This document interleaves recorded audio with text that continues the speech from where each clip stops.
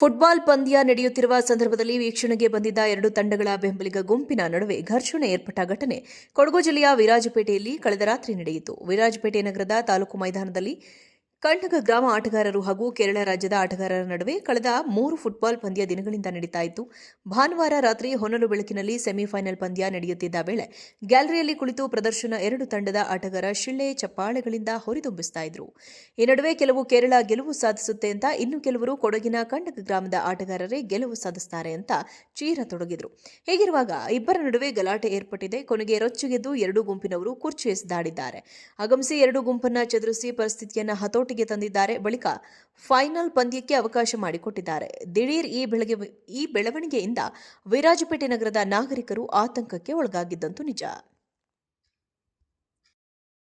Football ಪಂದ್ಯ ನಡೆಯುತ್ತಿರುವ ಸಂದರ್ಭದಲ್ಲಿ ವೀಕ್ಷಣೆಗೆ ಬಂದಿದ್ದ ಎರಡು ತಂಡಗಳ ಬೆಂಬಲಿಗ ಗುಂಪಿನ ನಡುವೆ ಘರ್ಷಣೆ ಏರ್ಪಟ್ಟ ಘಟನೆ ಕೊಡಗು ಜಿಲ್ಲೆಯ ವಿರಾಜಪೇಟೆಯಲ್ಲಿ ಕಳೆದ ರಾತ್ರಿ ನಡೆಯಿತು. ವಿರಾಜಪೇಟೆ ನಗರದ ತಾಲೂಕು ಮೈದಾನದಲ್ಲಿ ಕಂಠಗ ಗ್ರಾಮ ಆಟಗಾರರು ಹಾಗೂ ಕೇರಳ ರಾಜ್ಯದ ಆಟಗಾರರ ನಡುವೆ ಕಳೆದ 3 ಫುಟ್ಬಾಲ್ ಪಂದ್ಯ ದಿನಗಳಿಂದ ನಡೀತಾ ಇತ್ತು.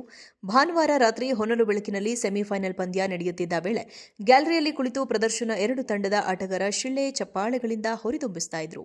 ಈ ನಡುವೆ ಕೆಲವು ಕೇರಳ ಗೆಲುವು ಸಾಧಿಸುತ್ತೆ ಅಂತ, ಇನ್ನು ಕೆಲವರು ಕೊಡಗಿನ ಕಂಠಗ ಗ್ರಾಮದ ಆಟಗಾರರೇ ಗೆಲುವು ಸಾಧಿಸುತ್ತಾರೆ ಅಂತ ಚೀರತೊಡಗಿದ್ರು. ಹೀಗಿರುವಾಗ ಇಬ್ಬರ ನಡುವೆ ಗಲಾಟೆ ಏರ್ಪಟ್ಟಿದೆ. ಕೊನೆಗೆ ರೊಚ್ಚಿಗೆದ್ದು ಎರಡೂ ಗುಂಪಿನವರು ಕುರ್ಚಿ ಎಸೆದಾಡಿದ್ದಾರೆ.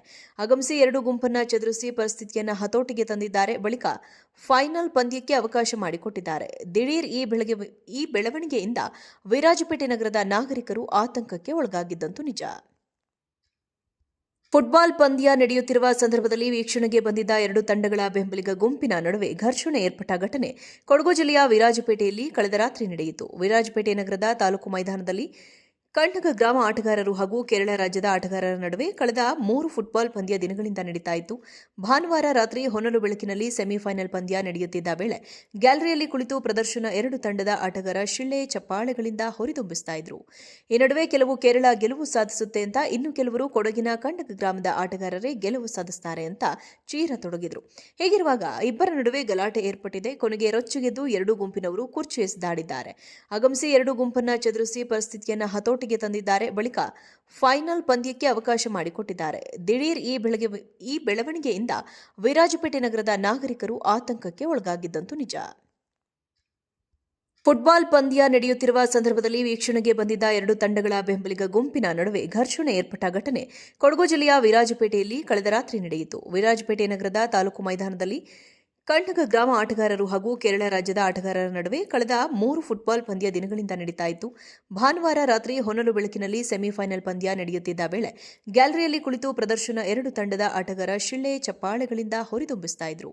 ಈ ನಡುವೆ ಕೆಲವು ಕೇರಳ ಗೆಲುವು ಸಾಧಿಸುತ್ತೆ ಅಂತ, ಇನ್ನು ಕೆಲವರು ಕೊಡಗಿನ ಕಂಠಗ ಗ್ರಾಮದ ಆಟಗಾರರೇ ಗೆಲುವು ಸಾಧಿಸುತ್ತಾರೆ ಅಂತ ಚೀರತೊಡಗಿದ್ರು. ಹೀಗಿರುವಾಗ ಇಬ್ಬರ ನಡುವೆ ಗಲಾಟೆ ಏರ್ಪಟ್ಟಿದೆ. ಕೊನೆಗೆ ರೊಚ್ಚಿಗೆದ್ದು ಎರಡೂ ಗುಂಪಿನವರು ಕುರ್ಚಿ ಎಸೆದಾಡಿದ್ದಾರೆ. ಆಗಮಿಸಿ ಎರಡೂ ಗುಂಪನ್ನ ಚದುರಿಸಿ ಪರಿಸ್ಥಿತಿಯನ್ನು ಹತೋಟಿಗೆ ತಂದಿದ್ದಾರೆ. ಬಳಿಕ ಫೈನಲ್ ಪಂದ್ಯಕ್ಕೆ ಅವಕಾಶ ಮಾಡಿಕೊಟ್ಟಿದ್ದಾರೆ. ದಿಢೀರ್ ಈ ಬೆಳವಣಿಗೆಯಿಂದ ವಿರಾಜಪೇಟೆ ನಗರದ ನಾಗರಿಕರು ಆತಂಕಕ್ಕೆ